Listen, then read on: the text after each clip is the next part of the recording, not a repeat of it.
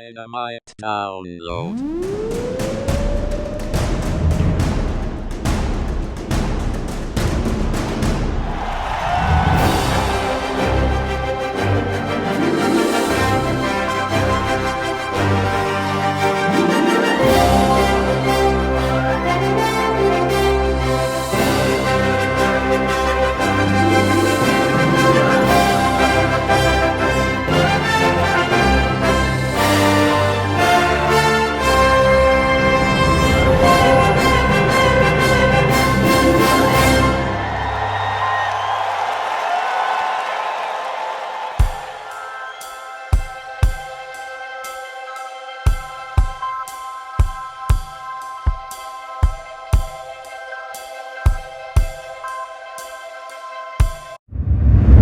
Dynamite download. Welcome to Dynamite Download, guys.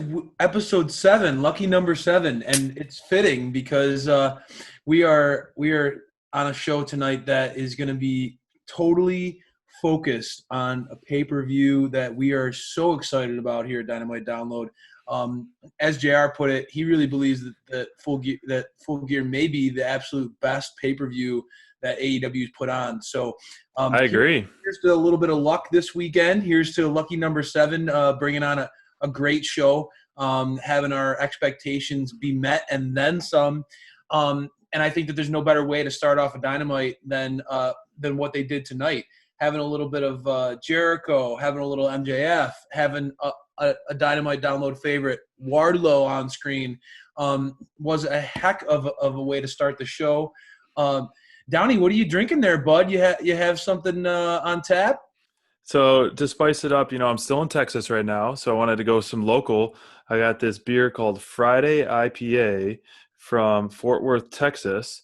It is from the Martin House Brewing Company, and as you know, I'm a big IPA fan, so I love the piney and as hoppy as you can get, and this definitely does not disappoint. So I am definitely cheersing to the working man with this Friday IPA. That's awesome. I think Hangman Page would be really proud of you.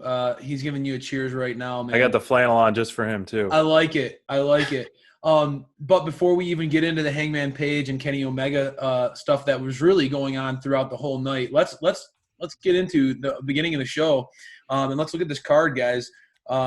This is the go-home show before Full Gear, so a lot was on deck. I got MJF and Wardlow going head-to-head against Ortiz and Sammy Guevara, which, again, that was a blood feud right there, guys. Ortiz and Sammy last week they promised that they were going to put a beating on MJF, and MJF showed a different side of himself this week that I think Jericho really brought out. Speaking of a different side of themselves coming out tonight, Miro, we've been clamoring for Miro to show some of that intensity that he's been known for all these years. And boy, did he bring it when he went head-to-head with Trent. I think that was one of the more underrated matches of the night, and definitely something you guys should go back and take a look at if you didn't get a chance to see that match. Young Bucks went – the injured Young Bucks with a lot on the line. They went up against Private Party, who really has been a thorn in their side since day one. They did come out on top, but things didn't last there. That victory didn't last for long, as we'll get into later on in the show. Nyla Rose made a surprise appearance on Dynamite tonight, which was great to see her.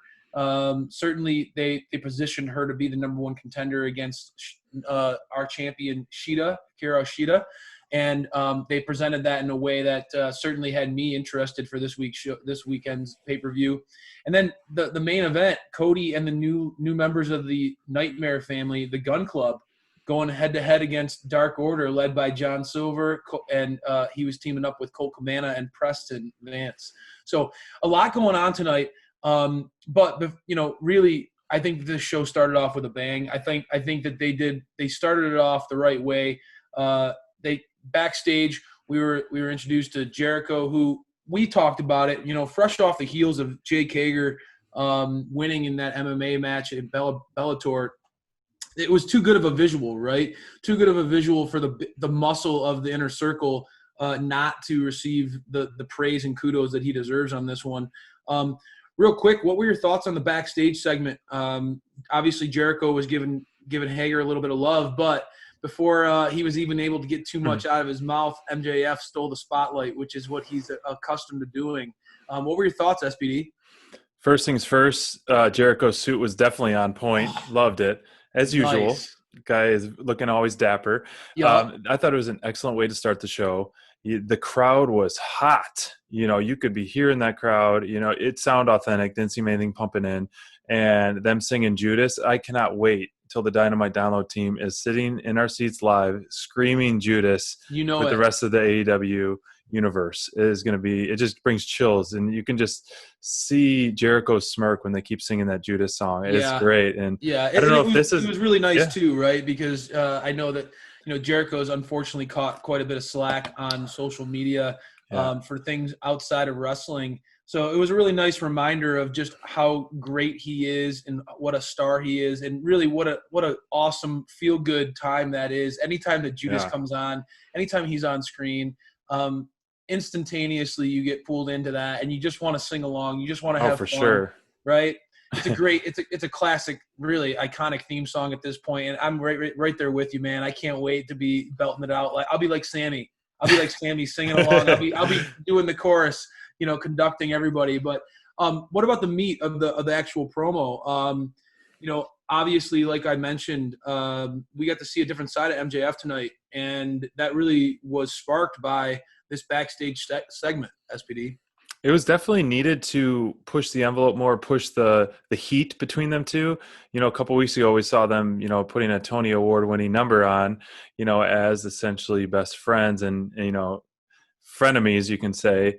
And now you have the true heat, and with him calling him soft, and you had him at the end of the match spearing him through the announce backing, MJF, which was, we've seen it before, but it's okay. Jericho's been speared through there from Orange Cassidy, and it was a great way. It's unfortunate because Jericho's so great on commentary, but it feels like he can't go at the commentator's booth without getting put through, getting put down. But no, I couldn't agree with you more on that. I think that a lot of the critique thus far on this feud has been that it's been a lot of fun and games. It's been a lot of joking. And I think that's done purposely, right? Both of these guys are natural comedic characters. They're both hilarious. They both have great charisma.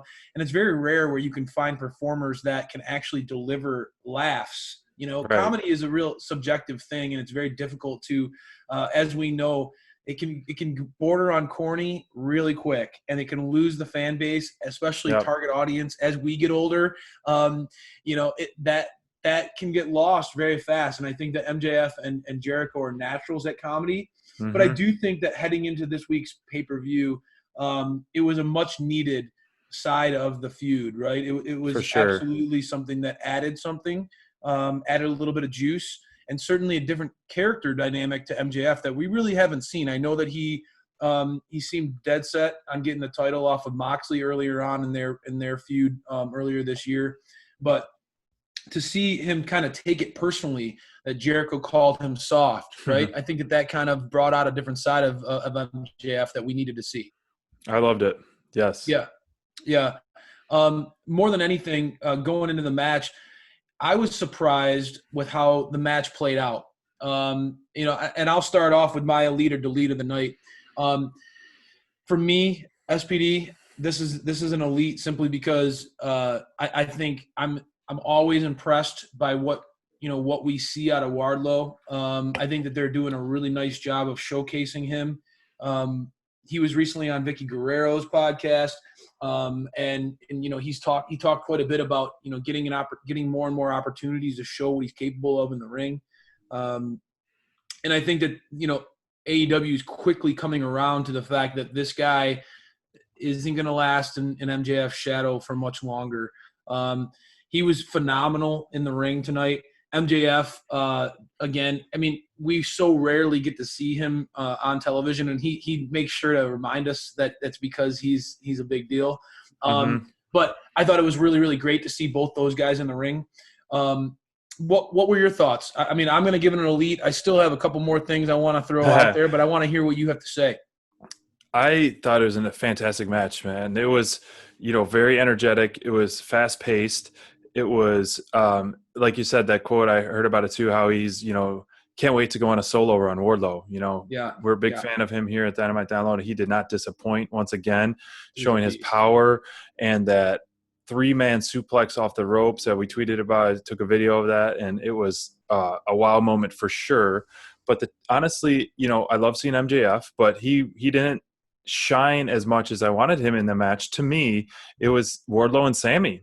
Sammy cleaning house and doing these, seeing him back in the ring for, he's been kind of in and out of Dynamite here and there. Yeah. But he was doing that double corkscrew tope suicida, or I don't even know what you call that. He just kept hitting those high marks, and he was doing awesome. It was fun to watch Sammy in the ring, Wardlow in the ring, and then I liked how Jericho called the Wardlow muscle-headed GQ or something like that. If there was a muscle-headed GQ, he should be on the front page of the magazine. No, and it's interesting that you bring up Sammy's offense, because that was one of the things that was my takeaway of it, right? Was, the way this match played out was very different, and I'm going to talk about that a lot more in the column tomorrow too, but it was very different than that I was anticipating, right? Right. They had Sammy and Ortiz had swore that they were going to do anything it took to make sure that MJF didn't make it to the pay-per-view. So I was anticipating, some viciousness, some brutality, maybe some cheap shots, going out of their way, maybe having a little bit more offense in this match. The way that the match played out, I was quite surprised, because we're not used to seeing the Inner Circle kind of be the underdogs, the baby faces in some ways.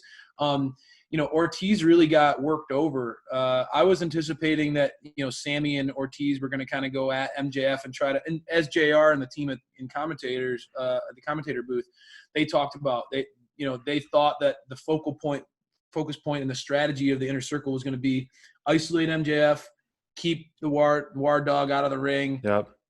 Beat him down, try to wear him down before the match at the pay-per-view. And it didn't play out that way. Right, actually, sure. Ortiz was fighting from underneath for most of the match. He really and then he got that hot tag to Sammy, and that's when it all exploded, right? And I think it's a good point by you. We haven't really got a chance to see Sammy on TV much, particularly in the ring. And it was a really good reminder of why he, in and of himself, he's one of the more promising young stars in AEW. He doesn't get a lot of the talk. Everybody's talking about Darby right now. As we talk about, we're big Wardlow fans. There are quite a bit of people who are getting buzz. Sammy's kind of fallen in the back burner of late, but I think that this was a great reminder of what he's capable of. And man, he was on fire. His offense was just rapid fire, man. It was absolutely incredible to see what he was capable of. And I know that we marvel at some of the things that Ray Phoenix and things like that do, but Sammy is every bit the high flyer that anybody else in this company is. I mean, that guy can really pull off some moves that are just jaw-dropping.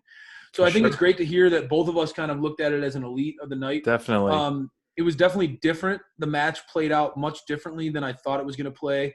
But all people involved in the match came out looking better. Yep. It also planted seeds for future feuds, right? I think obviously Matt Hardy dressed in the Serpentico mask, throwing the chair at Sammy ringside. Yep. That was great, and it kind of helped build more heat to their feud. Sammy got a little comeuppance later on in the show, which was good. But we also got to see MJF spearing Jericho at commentator, like we talked about, and then the big guy Hager came out, separated them, and we got to see. I mean, I know everybody is clamoring for Hager and Wardlow to go head to head. Two guys who have great collegiate wrestling background, two guys who are big, strong, athletic. So they planted the seed for that, and they've been kind of watering that seed for a little while now. I know that you're excited about that one. So all around, I think that they really did a great job of sort of setting the tone and setting the foundation for what's to come in the future for all people involved in this one. This was a great start to the show. Yeah, and I really think AEW did a great job on this episode of Dynamite to have every match that's at Full Gear, essentially, except the buy-in, be involved on Dynamite tonight in some form or another. It had another seed planted, another build to it, and they haven't done that in the past. Last pay-per-view, I don't think they had their go home show as strong. You talk about the MJF Spear and Jericho, and you talk about the Sammy and Hardy, where it happened twice on that, and then every single one, Young Bucks and FTR, and then Cody and so forth, and all these had plants all throughout the episode to really get you excited for a stacked Full Gear card. For the most part, this show really did do a nice job of setting the framework, and for it being the go home show before the pay-per-view. And truly, I do think that Full Gear, the card itself, is absolutely stacked. I think they did a really nice job of sort of setting the tone. Speaking of that, Kenny Omega and Hangman Page, they had various segments throughout the night. One of the things that I really appreciated about those segments, not just necessarily the promos themselves, but I really enjoyed getting the various takes of the AEW universe, of different people who have interacted and worked with the FTR and the Young Bucks throughout their careers. I thought that, when you talk about the elite and the impact that they've had on the overall wrestling community, there's so many people who have interacted with the Young Bucks, who have interacted with Kenny Omega, who have interacted with Hangman Page, and have different takes on it. And I think that we saw, not only with the Kenny Omega and Hangman Page promos, but with the FTR and Young Bucks promo later on in the night. Right. It wasn't just a focal point on the wrestlers themselves talking about what it means to them or how they want to win or anything like that. There was more to it. And I think that adding those layers and that depth, showcasing the relationships, showcasing the history that these guys have in the business, goes a long way when you're talking about a show that's only been on television for a year. Right. I think that was really important in setting the tone for Omega and Hangman, and also I think for Young Bucks and FTR. I think that AEW did an excellent job really at framing that based off of the voices of people who have interacted with these guys. Right. So I think that, Hangman Page, Kenny Omega, their promos themselves, really it came to a head later on in the show. So before we won't spend too much time on that actual segment. I do think that it was interesting and it was noteworthy to show the differing approaches and the mentalities of the two competitors going into the match. SPD, I know you're a diehard Omega fan. You've come a long way from like day one in AEW, really not knowing too much about him to now. I mean, he's one of your absolute favorite wrestlers. You've done a lot of, you've done more and more research on trying to watch as much Omega matches as you can. And what I thought was really telling was, Kenny's segment with Tony really showcased his confidence and his bravado. That guy absolutely recognizes that he's on a different level right now and he doesn't seem scared. And then Hangman's promo, he kind of was trying to show the same confidence that he's scouted Kenny. He worked with him. He knows all his counters. He knows all the moves. But then JR kind of called his bluff. And I think that psychology between the two characters of, Hangman's mental, confidence and his mental state being a little bit more fragile, and having a little bit of that self-doubt versus Kenny Omega kind of leaning into, man, I'm really good at this. Right. I think that is a really nice dichotomy, and it really is going to play into the match itself. So going into that match, SPD, before we get into the Miro versus Trent one, going into the sort of the Hangman and the Omega match, and how they built it on tonight's show, what were your thoughts on the overall presentation of that? I thought the presentation was great to feature two superstars that are going to lead AEW for many years to come, that they didn't give them a quick 2-minute segment and then done. It was a build. They were on, separate or combined 4 different segments. Well said. The fact that they're featuring these two guys that are going to carry the company is a testament to them. And we'll touch base on what happened later, but I thought the presentation was well. I need to go back and rewatch both promos because honestly, I feel like I missed a lot of the depth of both of them. And at first when they started, I was just kind of bored. Maybe the settings were not right. And so I need to go back and rewatch them. Yeah, I would say I would urge you to do that. Just for me, I would say that was my biggest takeaway. Was it was really and I know that I get into the deeper parts of it. I love Right. I love the psychology of this business. I love the depth of the characters, and as we get to learn more about their mentalities, what makes them tick, I love that. And I think that the way that AEW presented it was really well done in the sense that they really did showcase a guy like Kenny who, is almost unrelatable. It's hard for a common fan to relate to a guy who's literally traveled the world, who's the best in his craft, drinks milk, doesn't drink a beer. He's almost inhuman in the sense that it's hard to connect with a guy who's almost that perfect. Right. Versus Hangman, who is, a guy who wrestles with self-doubt, who kind of sometimes will be his own worst enemy. And I think that there are a lot of fans who can connect with a guy who's kind of, trying to figure it out as he goes and trying to gain his own self-worth as he gets through this journey. So I thought it was a really nice job of portraying, even though they're both good guys in the sense, portraying two different character arcs in a really nice way. That said, the character trajectory of Miro has transformed dramatically since he debuted. And I know there have been a lot of vocal critics for how AEW has kind of handled the debut and really the character of Miro, who really was probably the hottest free agent in wrestling when AEW signed him. What were your thoughts on, give me the elite or delete on this one, SPD. What were your thoughts on Trent versus Miro and how that whole match played out? Honestly, I was a little bit disappointed overall in the match. It was okay wrestled. I have to give it a delete, and I'll tell you why. Yeah. There was just too much going on outside the ring. You watch in picture-in-picture, which I appreciate the picture-in-picture, but you miss so much. You get the Dark Order coming out, then you get Chucky T fighting with Kip, and then you get Penelope involved and Orange Cassidy involved. It's just like, what's going on? It's just this whole melee. I mean, those are more seeds planting towards Full Gear and more of a feud.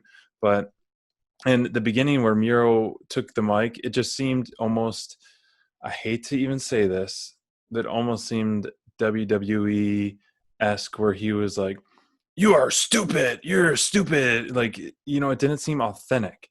And then after the match, he was better on the mic. But the beginning part where he took the mic away, it just seemed very forced in a way. I think it was well wrestled. And, Trent, I'm high on Trent and Miro. Both those guys are great in-ring performers. Mm-hmm. And the overall match is a delete for me just because I don't know what they're doing with Miro. And, it's fun to see him strong and at the end and go on this rampage. It really helps kind of overshadow the mess of a match it was kind of a mess. Yeah, I'd say that. That's fair. I think that's fair. So, I think that, the highlight for me though of the match was Orange Cassidy from the top rope, on top of Miro and Kip. So I think Orange Cassidy was all over the place this show, man. I know, and it was good. It was needed, and I'm glad they moved his match. I mean, we won't talk too much of Full Gear because we'll have a Full Gear preview show, but I'm happy that Silver's getting some pay-per-view time with Orange Cassidy on the main card. But for me, it was a delete. And I went back and forth on this one. I'm giving it an elite for the reason that, one, I think that Trent is an absolute workhorse. I think he's one of the better in-ring workers in the whole company. I think that he can go. He can work a style that he's athletic, but he's strong enough. He's big enough.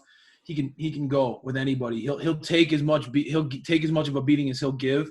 And I think it was a great pairing with Miro, because really to this point we haven't had an opportunity to see Miro get pushed and really test himself. And man, like it felt like it was a great kind of David and Goliath story in some sense, right? In the sense that like it felt like Trent kept getting a little bit of momentum, kept getting a little bit of offense in, and then Miro would undercut it and go on a powerful, and it showcased just how strong. I mean, Miro physically, I've been a fan of his since he was way early on in NXT. Yeah. I've been a big fan of his, and he's never looked this physically impressive. I mean, he looks shredded. He is absolutely, and really on the landscape of AEW, there are few who can match up with him as far as just physically being that imposing. So I thought they did a great job of establishing what he's capable of in the ring. Trent was a great opponent for him to do that. I do agree with you that the match got quite convoluted, and some of the outside noise from the match was not needed. I think AEW is slipping into a little bit, adding too much of that lately, and the Lumberjacks match was an example of that as well last week. I just thought, the Dark Order getting involved, especially during the commercial break. I know. You missed it. Yeah, and they didn't even talk about it when they came back from commercial, really. It wasn't even, it was almost as if it could have just never happened. Right. That said, I think that Miro showed an increased intensity, right? The ref was trying to get control, and Miro basically scared off the entire Dark Order by himself. He basically told him, get out of here. I know that we've all been very critical. All of us have been very curious about the pairing between Kip Sabian and Miro. I will say this. Although I'm still not sold on it, I'm starting to see some silver lining to it, in the sense that in this match, in one moment in particular, I really started to see, okay, if they start to lean into this, they have something. Miro was putting a beating on Trent in the corner, just stomping on him and basically had him down and out. And Kip's on the outside, and he's just such a little punk, he just gives off that aura like you just want to pie him in the face. And, he's like that little yippy dog, and he was just going at Trent, just talking smack, just rubbing it in. And if they pair those two up as if like almost like classic Looney Tunes pairing, right? Like when I think about like Miro as the big strong bulldog and kind of Kip as a little chihuahua that just keeps yipping, that could work. It could work. And it could certainly make Kip more of a recognizable star. So I'm tentatively I'm giving it a lukewarm elite. But I really do think that they this match served its purpose, in the sense that it did certainly build Miro a little bit further, solidified his intensity, showed off what he's capable of. It furthered the feud between John Silver and Orange Cassidy. We got to see those two get involved. And I do think that it's planting further seeds for a tag match again with Miro and Kip versus the Best Friends. So you got to see a lot of stuff going on. AEW is really doing a nice job. I can't emphasize that enough. They're really doing a nice job of making these relationships and these wrestlers interacting with each other in multifaceted ways, and it makes the show so much more compelling that way. When you don't see the same matchups every single week, you don't see them only interacting with certain characters on the show. It goes a long way. That said, the intensity that Miro has shown has only been recent, and for me, it's been a missing piece on AEW in general, on Dynamite. I think that intensity was sort of a theme on the show tonight. We got to see MJF kind of get called out for being soft, right? We got to see Miro really showcase a mean streak, right? And for me, the one group and the one guy on the mic who's been consistently intense, consistently brought the fire, has been Taz. I think that Team Taz has really And I was torn. I actually almost gave my performer of the night to Taz, and I know that their segment was so short that that kind of was what made me go in a different direction. But my goodness, his promo really delivered, and he's certainly made some points tonight that I think a lot of fans are going to be marinating on, and I think that there's going to be more and more people who are kind of nodding along and kind of recognizing, all right, we want to see a little bit more of Ricky Starks. We want to see a little bit more of Brian Cage. You know, Brian Cage legitimately is the number one contender in the rankings right now, right? And Ricky Starks is 10-1 in his last 11 matches, like Taz said, right? Yeah. What were your thoughts on Team Taz's promo, man? I mean, obviously, I was a fan of it. I thought that Taz brought the fire. What were your thoughts coming out of that? No pun intended, but it was dynamite. And so I loved how he essentially threatened the whole roster. You know, Team Taz faction is awesome. You know, Brian Cage, you know, has his pros and cons, but the look on him and the size on him and the outstanding performer that Ricky Starks is, and with the person who's holding the mic, literally can silence a crowd of 1 million probably when he picks up the stick. Other. All three characters complement each other really well. You know, they fill in the cracks for each other. I think that you point that out. That's a good point by you. I would, if I was a free agent, I'd join Team Taz. I was saying that last week. Will Hobbs, that's what I was saying. I know you and Zepp were saying, you know, like he's too much of a natural babyface, but to me, I'm thinking, man, like if you're a guy out there and you want to be a part of a crew that, like I said, is gonna grab the attention, grab the respect, go out there, and they're not just going to ask for it nicely, they're going to demand it.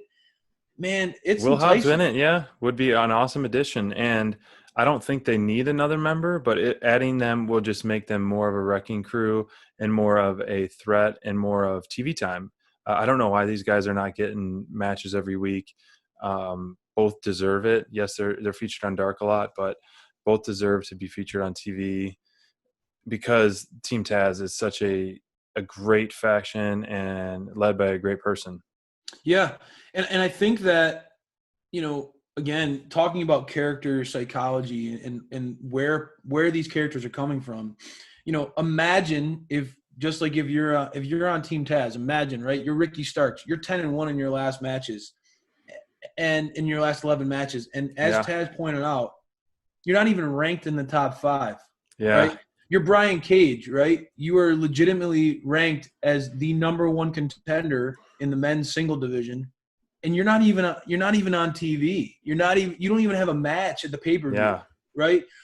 And as Taz pointed out, if we're talking about the rankings being legitimate, and that's something, and I love how he went in on Tony tonight, man. He went in on him. He laid on him hard. He did, and the reason why it stung so hard is because the truth hurts, right? Right. If the rankings are supposed to matter, why are these two studs not getting TV time? Why are they not getting opportunity, right? We've already seen Orange Cassidy have 3 TNT title shots. When is Brian Cage going to get another shot? When is Ricky Starks going to get an opportunity, right?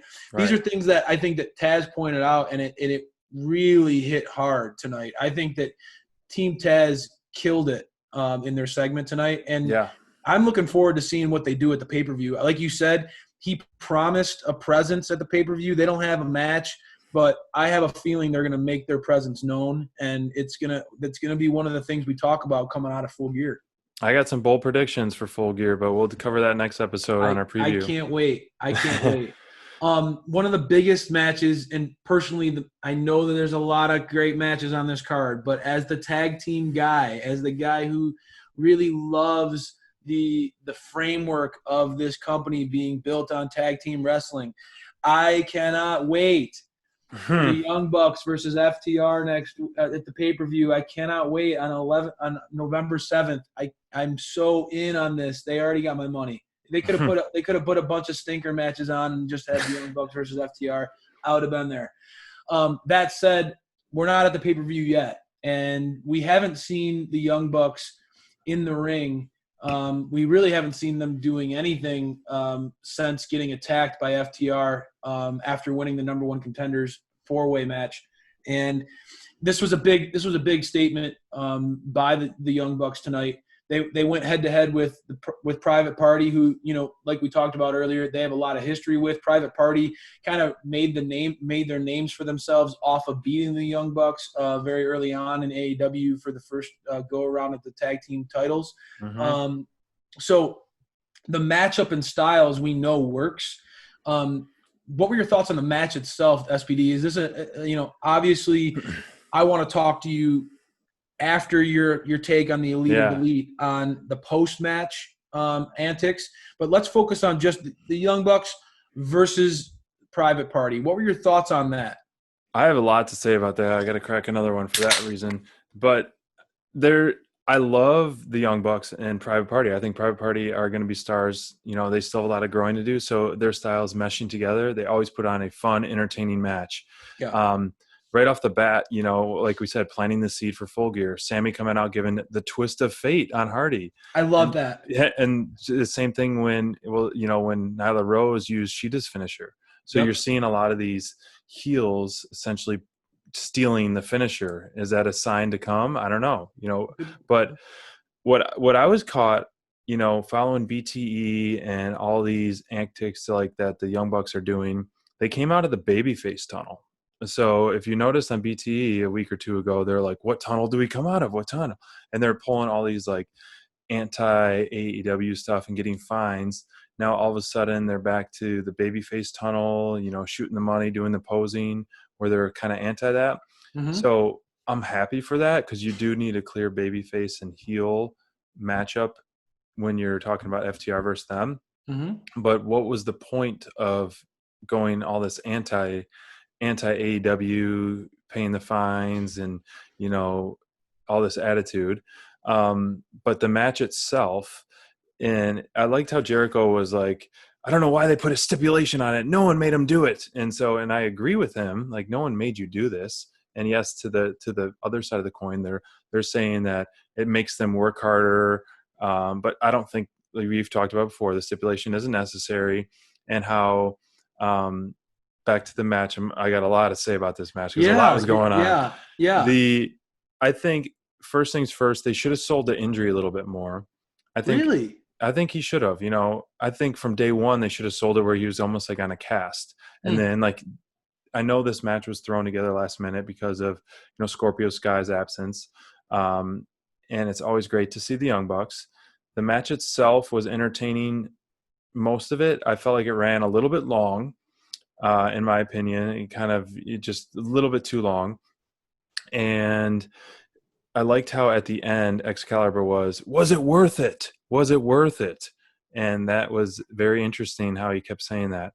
One of the ouch points of the match was the bump that Isaiah took. He was on the top rope, and one of the Jacksons, I don't know who it was, threw him onto the entrance ramp, and he landed flat on his back on that entrance ramp. And you could see, I thought he was legit selling because he was like not even moving. And that is a high bump to take. And Isaiah Cassidy's, I mean, I've always thought Marquine was kind of the more polished and the brighter star of the two. But Isaiah Cassidy, his selling is pretty incredible. Like, when he takes a super kick, there's very few people who can take it like him. He's definitely getting better. You were kind of jumping all over. I want to get your Elite or Delete. I want to get your Elite. And you made some great points, so we'll get to those. Yeah. I want to get your Elite or Delete on the actual match. Private Party versus Young Bucks. What were your thoughts? I know that you said that it kind of ran a little long for you.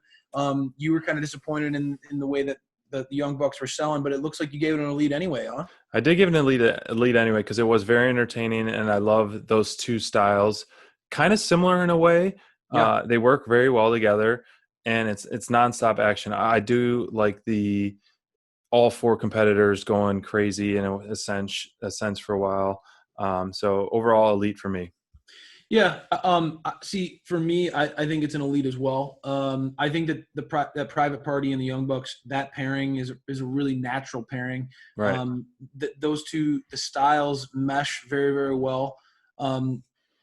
And I think that's a recipe for success anytime they need. It's not a surprise that they threw this match on because Scorpio Sky and Sean Spears were taken off the card last minute. It's a recipe for success. It's no different than putting MJF and Chris Jericho in a segment together. It just you have natural pairings that really work well together. Private Party reminds kind of a young Bucks in some way. It just I agree. Constant tandem offense, very creative, always willing to take risks. Really unique, innovative stuff out of Private Party, and I think that's why they have a lot of fans that are intrigued by where they can go. Obviously, their gimmick is fun.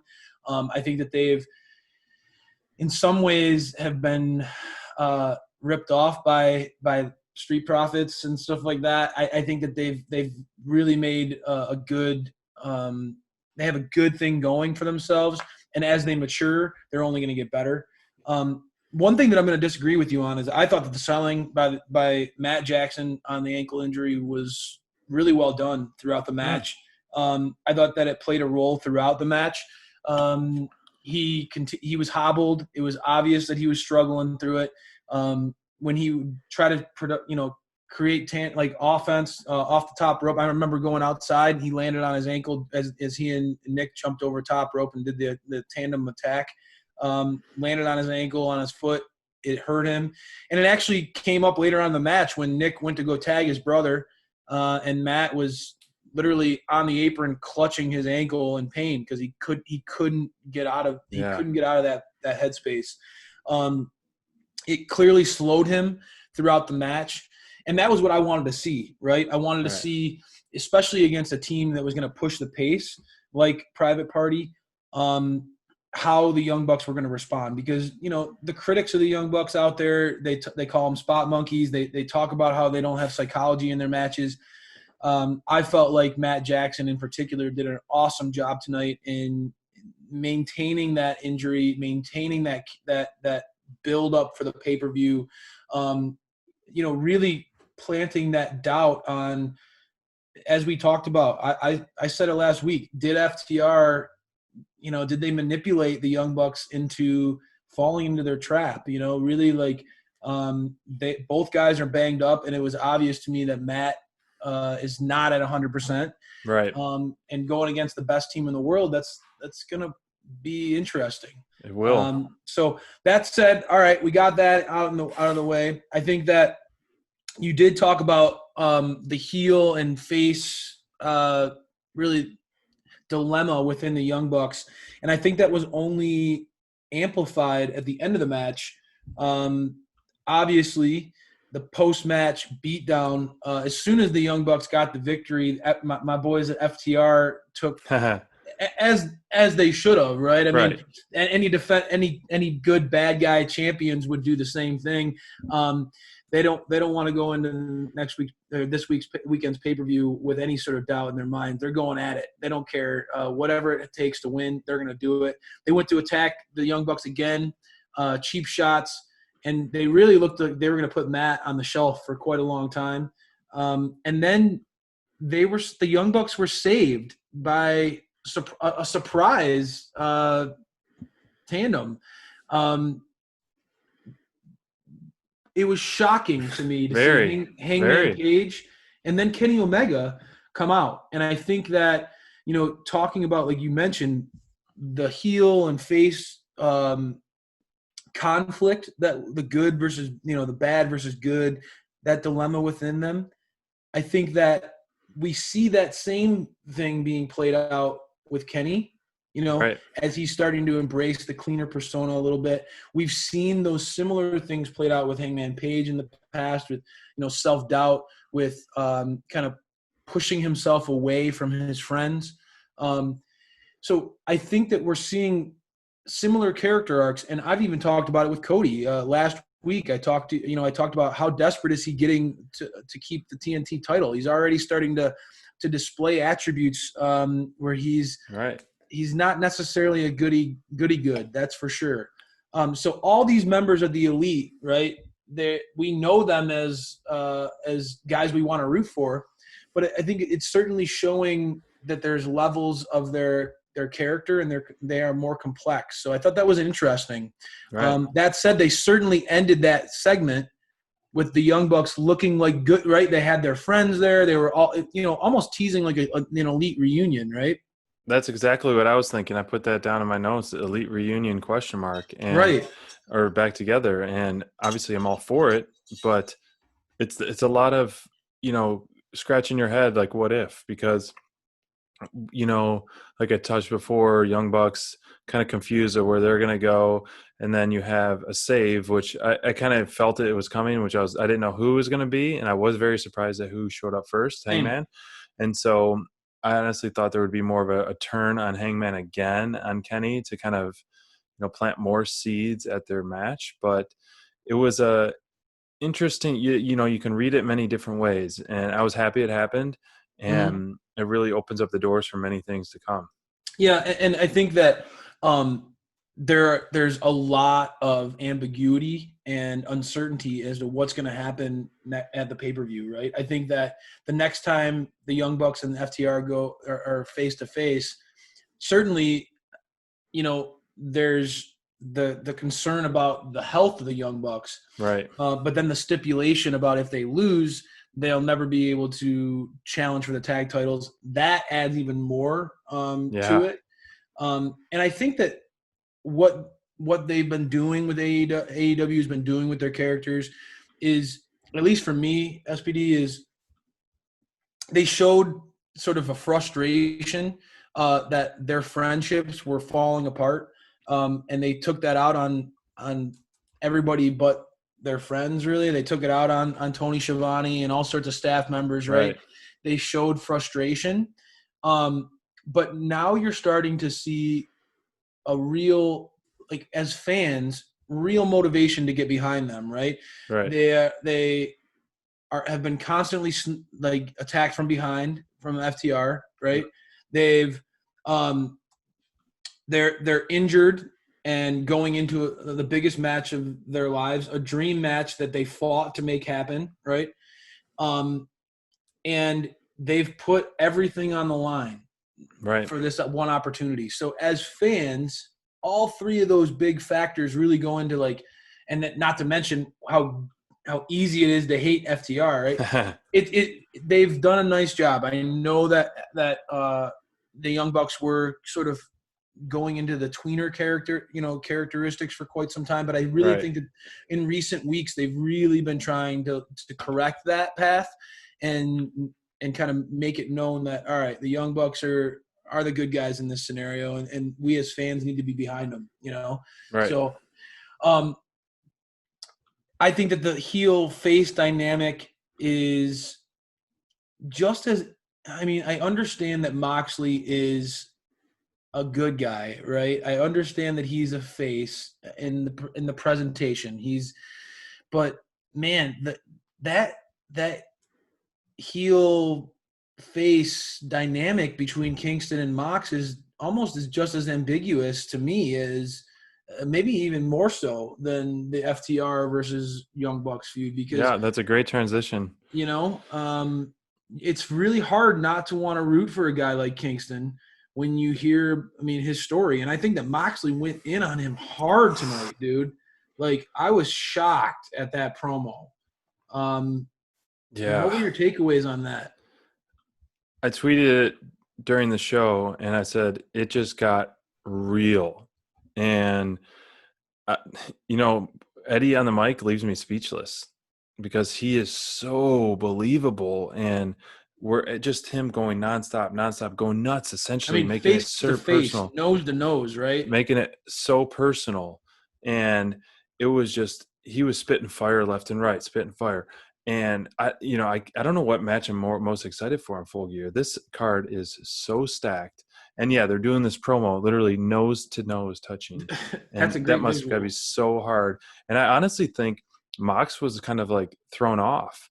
And Mox has been a great fighting champ, and he's been the face during a crazy time.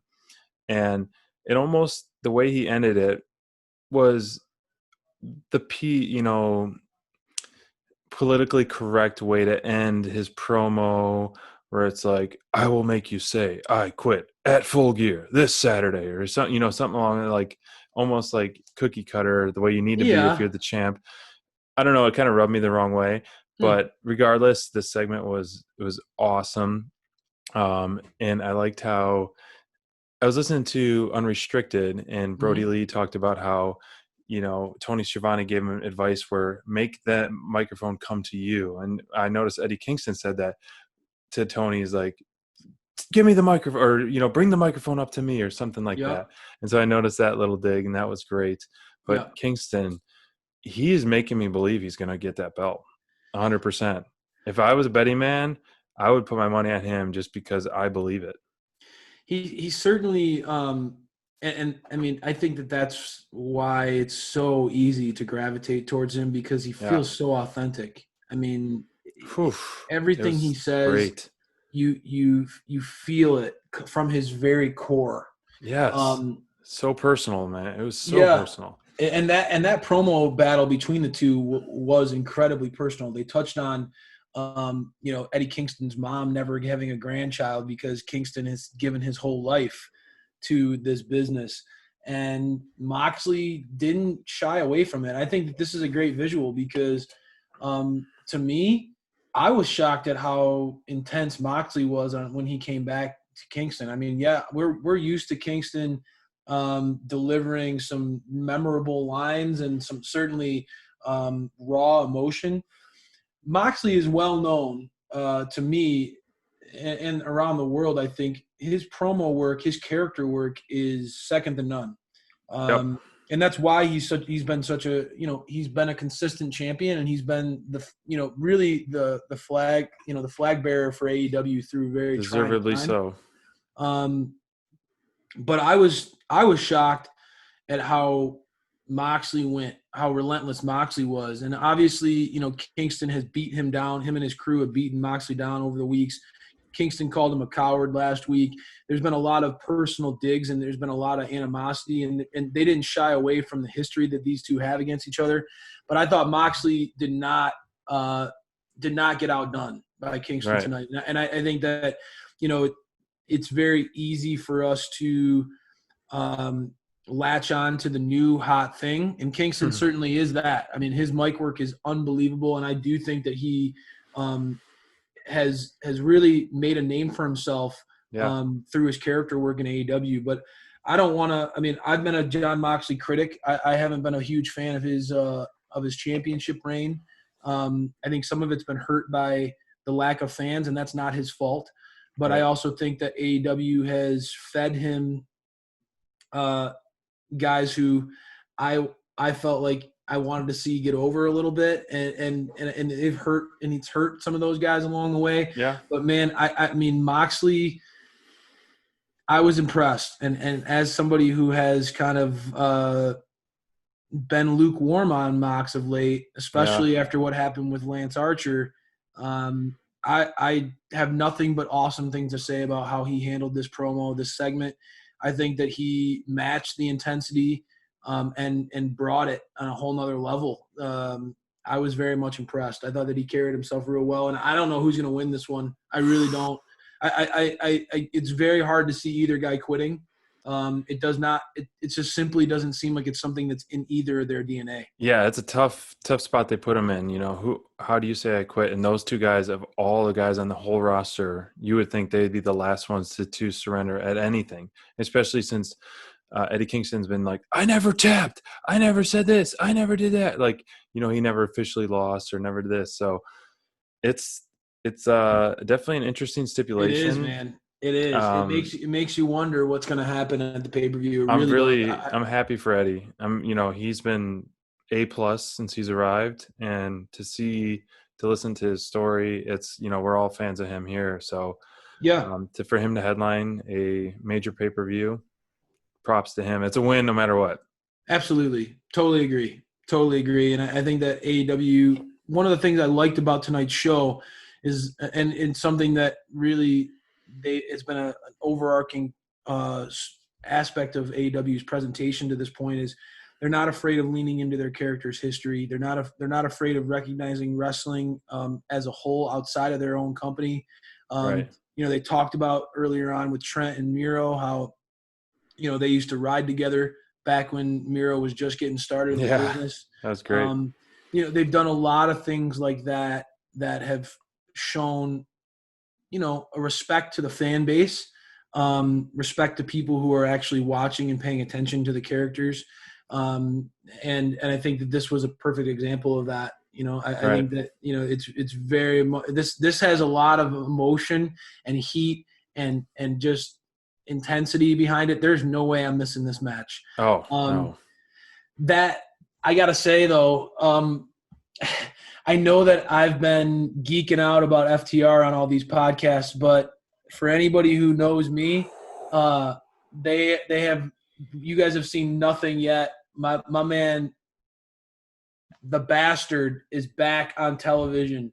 Pac, I am so excited that he's back on TV, man. And I thought that this promo, this segment, I didn't know what they were going to do, right? I mean, a lot of people were wondering if he was going to show up live. Obviously, the coronavirus has played a role in his ability to get on Dynamite over the last few months. But my goodness, was this a cool segment? Just like the isolation driving him crazy, and all these different visuals of Pac, like oh my God, take it from me because I can't even. I'm nerding out. So I need to just say one minor down from this. Okay, listening to guys Cheerios. No, but it's gonna be a roller coaster back to the top. All right. So I want to start. Good news, bad news. The thing I didn't like about this was all of a sudden they're like, after this awesome face-to-face, they're like, well, we just received this video from Pac. The timing of it. We just received this video. You've been hyping this up for the whole week. You didn't just receive this video. Yeah. They segued it better. There's nothing to do with the promo itself. I take a lot of pride in segues, and I think that that's really important. And I do think that if they would have presented that segment in a better portion of the show, and they would have segued into that segment for Pac, it would have been even more powerful. I do agree with you on that. They could have, honestly, to hype it up even more, they could have Tony Schiavone standing on the ramp, be like, it's been 7 months since we've heard from this man, and here we have a message to you from Pac. And it was more of a focus, and then it's boom, it's like a clean segue. But overall, the vignette, the promo, everything was spot on, and I guess a prize for you later. So I can't wait. I was really hoping we'd see him in person. This, to me, hints that he will be at Full Gear. I don't know why you wouldn't do this without him being at Full Gear. Yeah. In what aspect? I don't know. Well, and it's interesting too, right? Because in that vignette, you heard multiple instances where Eddie Kingston's voice was caught in there. He was asking, "Where's your friend?" Right? Like that made me really intrigued. What are they going to do? And we've talked about, like, obviously Pac. He formed the Death Triangle with Phoenix and Pentagon really before unfortunately the pandemic came in and kind of changed the direction of the whole thing. Right. But we never really got to see where that was going. Right. It's almost as if his friends were, that group was ripped away from him. And I'm curious to see how he reacts. Is he going to go in and be an ally to Eddie Kingston? Or is he going to play a role that could potentially lead to a feud between the two? I think it was almost 2 months ago. You did. I said this before we reiterate even heard it. from Go Pac. ahead. Take some kudos. You did say it. My bold prediction was that Pac makes a surprise debut, tries to take back his Death Triangle, and so it's Death Triangle versus Butcher and the Blade and Eddie. So you get that feud going for a little bit. Yep. And then Pac comes out on top, obviously, with a Death Triangle. And I don't think he necessarily needs to feud with Moxley if he's still the champ. So then you can have Kenny and Moxley on the side and eventually Kenny winning. And then I think Pac can focus on the TNT championship and get that. And then Lucha Brothers maybe can feud with whoever's the tag champs eventually. So that could be like long-term plans, in my opinion. I think that you got a lot going there. And you look brilliant right now with the way things are coming together. I think that Omega and Pac have quite a history together. Yeah. So that could even be if Kenny becomes champion, that could also be a potential feud down the road. You don't know. All I know is that I am cheesing hardcore, and I was so excited to see my favorite wrestler on the whole planet back again on television. There is nobody who is more intense and who brings it like Pac does. That guy he has reinvented himself. To think that he was once wearing a purple cape and the man that gravity forgot, the Mighty Mouse, and now look at him. He's just to me, there are few in this business who get it, in the sense that every single moment he breathes that character. He lives that intensity. We talked about that with Eddie Kingston, how everything felt real and raw, and that it comes from something inside. There is a chip on his shoulder for being passed over all these years and not being recognized for how damn good he is. Right. And I think that chip is never going away. I think that intensity is never going away. I think that he's gained quite a following for just being basically for being an unapologetic bastard, like he talks about. No ifs, ands, or buts about it. I think it's awesome. I can't wait. He looked great. I mean, he already is one of the best shaped wrestlers on the planet, and if possible, he looked even better. So, I mean, I don't ever want to see him as a babyface. No, he's way too good as a heel. A+. Yeah, hands down, 10 out of 10. Glad to hear that. And I appreciate. I know you've always been high on Pac, always been high on Miro. Yep. And so I'm seeing the light finally. I mean, tonight's show really. I mean, there's no coincidence. I'm all smiles, guys. I'm not complaining about tonight's show at all. I'm a big FTR fan, big Miro fan, big Pac fan. So they checked all the boxes for me. I'm happy as can be. That said, man, obviously we're really excited about what potential championship matches are down the line for Pac.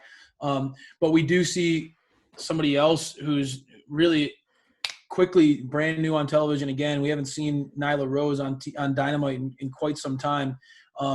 And she's been presented as really the badass of the women's division, similar in a way that like Pac, just unrelenting, unforgiving, the most incredibly powerful, and really focused, dialed in, laser focused on one goal and one goal only. And that's domination. That's championship. I think that they've done a nice job of presenting Nyla Rose in a way that, I mean, I know originally there were some thoughts about her being kind of almost as a babyface when they first presented her. She's clearly excellent at what she does as far as being a heel. Her look is on point. She's obvious. She's incredibly intimidating in the women's division. And the pairing with Vicky Guerrero, I thought Vicky was phenomenal tonight on the mic. The match itself, Nyla Rose versus Red Velvet. I don't know how we can even grade that one.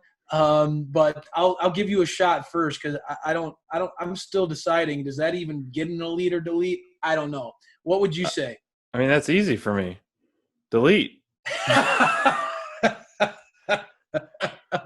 We're talking the match itself. Okay, so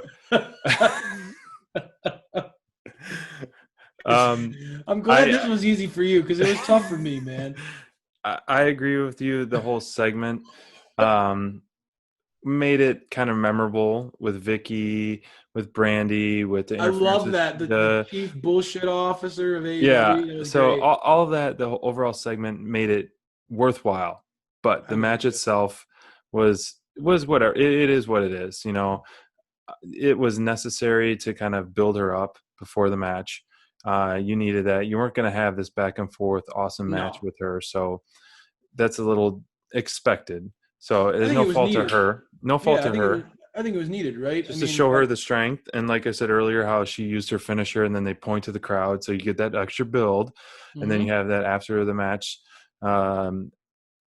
brawl, essentially. So it was a good build to a match that really didn't have much build to it leading up to that. Yeah, I mean, for those of us who have watched Dark, Nyla and Vicky have been kind of putting out the gauntlet and the open challenge to Shida, but we really haven't seen any of that interaction on Dynamite leading up to the Right. pay-per-view. So I thought, for it being really the first time we've seen these two interact in months on television, it was important that they did that before the pay-per-view. Right. And they built, Nyla is very easy to establish as a credible challenger, right? I mean, it doesn't take much. You put her in the ring with anybody and she's going to tear people apart. She's so physically imposing, right? Yeah. And I thought that this was a good example, right? You put her in the ring with Red Velvet, who, let's be fair, has been presented very differently than Nyla. Nyla has been presented as almost unbeatable, and Red Velvet has been presented as incredibly beatable. So Right. it was a great pairing in that way. I don't think anybody was doubting what the finish was going to be, but I think the post-match antics were important. I will agree with you. I'll give this a delete just because I do think that the match oh man, it's tough. It delivered everything I wanted, right? That's the hard part, is that it was a squash. It's on the screen. It's delete. It's a delete. Just, I guess some of it was the placement on the show. I think that more than anything, I felt like after the Pac segment, and we'll get into this more into the main event too, but almost after that Pac segment, the show for me kind of struggled in the last 40 minutes or so of the show. It just wasn't, for it being a go-home show, I didn't think that the Nyla Rose and Red Velvet match had a lot of buzz around it, and it wasn't anything that was overly I feel like, MJF Wardlow, I loved that match, and I loved it starting off the show with intensity and with a bang. Right. But I just feel like this could have been placed earlier on in the show. It could have established what it wanted and been moved on, quickly after that. So the main reason why it gets a delete for me is just because the match itself was nothing really of note, and I just didn't love the placement of it on the card. Right. That said, I don't want that delete to overshadow the character work that was done. Vicky Guerrero and Nyla are phenomenal pairing together, and I want Nyla to win just so we can see Vicky on the mic, deservedly so, just doing what she does best every week, right? For sure. So I kind of hinted at it. The ending of this show just it didn't do much for me, man. And I felt like I said, maybe it's because I was coming off such a natural high on seeing Pac again on TV, but I just it did not. It felt like it was just on a downward trend after that. The Cody and the Gun Club, the new members of the Nightmare family, going against the Dark Order, it just didn't. It didn't hit the notes for me. I know that I tend to be hard on the Dark Order in general. I'm coming around based on their comedy work and all the stuff they're doing on BTE. Right. But I just didn't understand this match very much. What's your take on it? Can you help me see the light, or are you on the same page? Even from the booking that they announced last night, or last week's episode, I was very confused by that. And I guess it helped on social media where they were like, oh, new members of the Nightmare family and all that stuff. But honestly, the match itself for me was a delete. Yeah. And it was kind of not necessarily main event worthy. I agree. It would have been main event worthy if there was more of a climactic finish with a surprise at the end. Cody's promo at the end was great. He delivers on the mic. Yes, he's amazing on the mic. He's so good on the mic. So good on the mic, and his intensity was great. And he did its job after the match of building the match, building Darby Allin up. And before that, we saw, the Darby Allin promo, and he has been delivering consistently excellent promos. I really liked how Cody was saying that, I could see you at the face of TNT, but not now, different timing, something along the lines of that. But Darby's promos are fantastic. They're done well. They're produced well. They're unlike anything else in wrestling. That's for sure. Yeah, I agree. And I honestly thought when I saw there was some time remaining after the match, the finish, I thought we might see Mr. Brody Lee come back for I did something. too. Yeah, I did I was too. hoping, I was crossing my fingers because he's Well, too especially good the in stare front down, right? not The stare to- down yeah, between the Nightmare Family and the Dark Order on the outside. I thought, right. maybe this was going to be where Brody comes running down the ramp and attacks Cody and the team from behind, right? I felt that too. I know what you were talking about. I don't understand them putting over Austin. I know the Gun Club have been pretty solid on Dark, but I don't understand them putting them over. I think Cody should have took the pin for sure. Took the win there. Yeah. John Silver to me is always very entertaining on TV or BTE. I've consistently every week I tweet him out and tell him that he is the MVP of BTE by far. Yeah. He's always entertaining, and his expressions and his excitement and his energy level is like nothing else, and needed and fun. But the match wasn't a delete for me. I'm with you. I was disappointed. I didn't, going into the match, it didn't really make sense for me. It kind of came out of nowhere. And personally, for this to be the main event of the show, the go-home show before your biggest pay-per-view in months, with such a stacked card on the 7th, I just don't understand what the thought process of this was, right? I don't get it. Having Austin Gunn get a pin over Preston Vance, what does that do going into – I mean, honestly, right? Neither one of these guys are on the show. It was a very questionable decision to me. I especially like you just said, right? I mean, AEW, like the Gun Club has been showcased on Dark, and they've done well on Dark.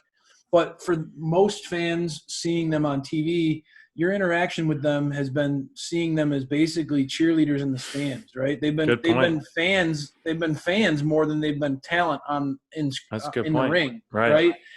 And for this to be the last moment, the last match before we go into such a huge pay-per-view and all the possibilities that AEW could have booked, right? You think about the matches that we have in store for us, Sammy and Matt Hardy, the FTR and the Young Bucks, MJF and Jericho. I mean, we could go on and on and on. Yeah.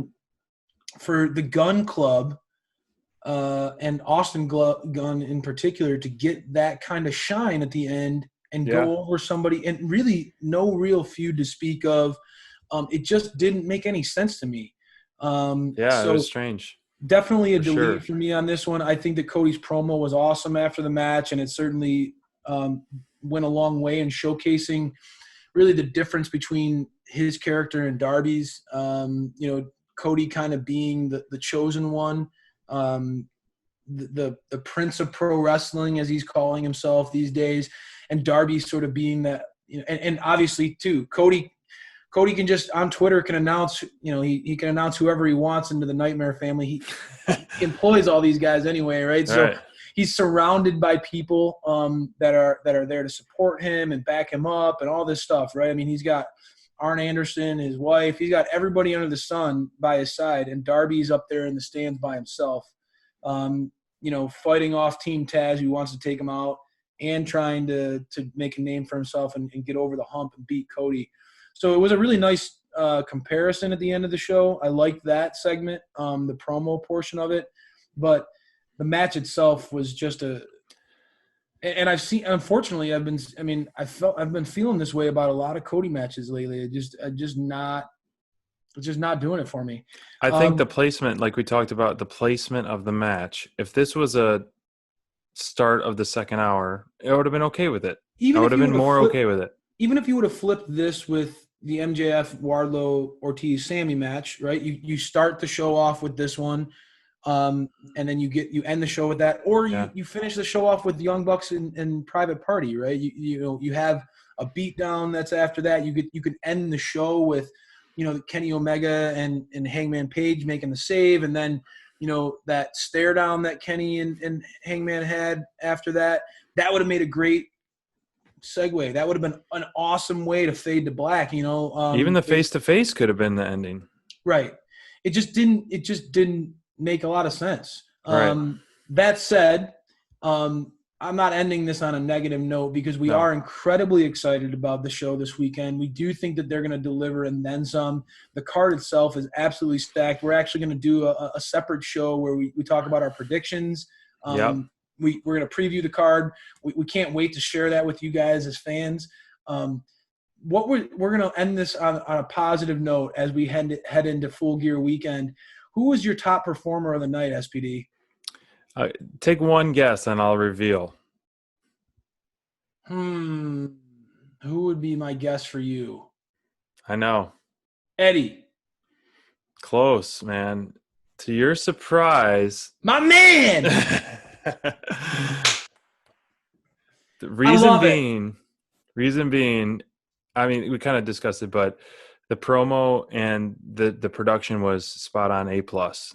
Awesome. I loved how like all these different, pictures of him were popping all over and all these voices. The visuals were beautiful. The visuals, and I wanted more. I wanted in person, and I wanted more. And it's just going to be a huge pop, huge.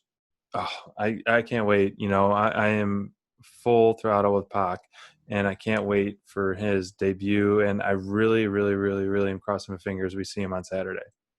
I love just as a friend note. I love that I've got you turning around, man. You're getting onto the FTR bandwagon slowly but surely, and you're a fan of my man Pac. I love it. Yeah, you're a master manipulator. I like it. My ultimate, my top performers of the night were the Young Bucks, and I know that we had differing opinions on how that match went down, but. Right. I feel like their character work has been really on point over the last couple weeks. I think Matt Jackson in particular has really taken another step forward as a performer. I thought they did an excellent job, not only in the match, but in the post-match shenanigans of building to that matchup this weekend. Certainly a lot of hype going into that match with FTR. I thought it was a flawless performance by the Young Bucks and something that was much needed because their characters have had so much ambiguity over the last few weeks, the last few months, really. It was a clear statement by the Young Bucks that they're in it to win it. They're willing to put everything out on the line to try to come out on top. And I think that as fans, it's easy to rally behind somebody like that. So, yes. Again, we want to focus in on Full Gear this weekend, guys. We're so excited for the pay-per-view. The graphics team at AEW again nailed it. Man. Can't say enough about what they're doing as far as what they're sharing with their promo graphics. The pay-per-view poster this weekend looks phenomenal. So as always, thank you guys for joining us on Dynamite Download. Please follow us on Twitter. We love interacting with you guys as fans. It's really important to us that we feel a part of the AEW Nation. We really love conversations with you guys, whatever it takes. Challenge us, engage what we're talking about here. We love the feedback and the dynamics with it. If you're not following us on Instagram, you're missing out on some incredible content. SPD, you've been sharing some really noteworthy things that have been catching attention from big and small all across the board. We've gotten some love from quite a few wrestlers on Instagram. We really appreciate that love. It makes us feel like what we're doing here is worthwhile, right? We are at the end of the day, we're fans. We want to see AEW succeed. We love these guys and we want their careers to be successful. We love the product. So please feel free. Please download, follow us on Instagram, Facebook, and subscribe now, man. This is not only just the full-fledged podcast, but you're going to see each one of these segments broken down. SPD always sharing our elite or delete moments of the night. Easily digestible, guys. 10, 15-minute segments at most. You can listen to it while you're running on the treadmill, whatever it is. We appreciate the feedback, guys. We look forward to talking to you more before Full Gear. As always, Crayfish out. SPD. Can't wait to see your column tomorrow, too.